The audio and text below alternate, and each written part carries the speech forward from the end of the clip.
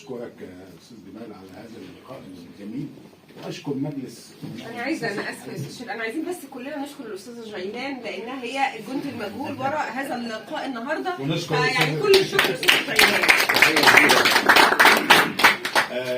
حقيقة يعني ما تحدث به الأستاذ جمال هي نقاط مهمة وثرية، ولكن أنا بتوقف أمام شيء. يعني أنا تابعت كلام حضرتك على مدى الساعات الماضية في نقابة الصحفيين وفي عدة تصريحات لسيادتك، وتوقفت أمام مجموعة من النقاط ربما أهمها المنافسة السياسية في مواجهة الصراع الديني. يعني نحن لازم يكون عندنا نوع من أنواع المنافسة السياسية. حضرتك أضفت مجموعة نقاط دلوقتي، وهي مجموعة نقاط تستحق التوقف أمامها في محطات سريعة. حضرتك تحدثت عن رفضك لفكرة المؤامرة. نحن كلنا حضرتك بتتكلم عن ان اللواءات، بلاش، انا مش عايز اللواءات، مش عايز اجيب الايه النص كامل. قال لك الدكتور احمد ما قالش اللواء مثلا يعني فكره ان رفض المؤامره، هل فعلا نحن خضعنا لمؤامره ام لا؟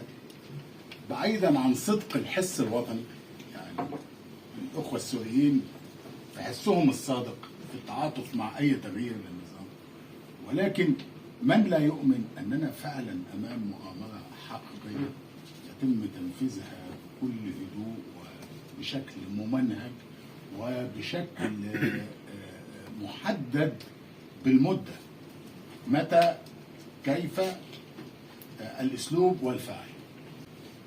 لو نظرنا الى بعد المؤامره سنجد حضرتك برضو يعني كنت بتتكلم عن فكره الربيع العربي.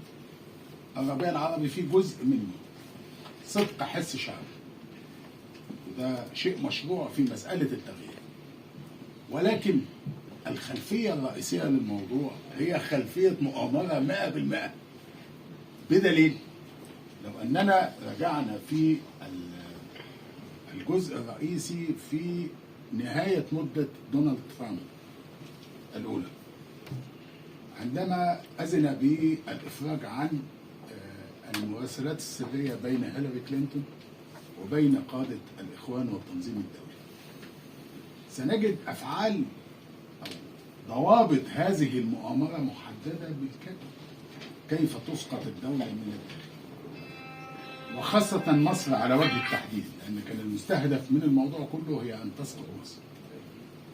أنا بيؤسفني إن في مقولة الناس بتتداولها على مدى الأيام الماضية على السوشيال ميديا، يقول لك إيه؟ إذا سقطت دمشق على القاهرة أن تستعد. أنا في رأيي إن دي مقولة هي قمة المؤامرة. ليه؟ لأن الموقف بالنسبة لدمشق ولسوريا غير تماما الموقف لمصر. الشعب السوري على تقديري واحترامي له وعلى رؤوسنا جميعا، ولكن هذه المقولة التي للأسف البعض بيشيرها وهو مش فاهم البعد منها ايه، لا، هذه المقولة بمثابة تمهيد الأرض. يعني احنا جايين، أو على الأقل التأثير على الرأي العام. هنا حضرتك كنت بتتكلم على فكرة ان احنا نقعد ونتفاوض. من يفاوض من؟ دي نقطة مهمة جدا. مين هنفاوض مين؟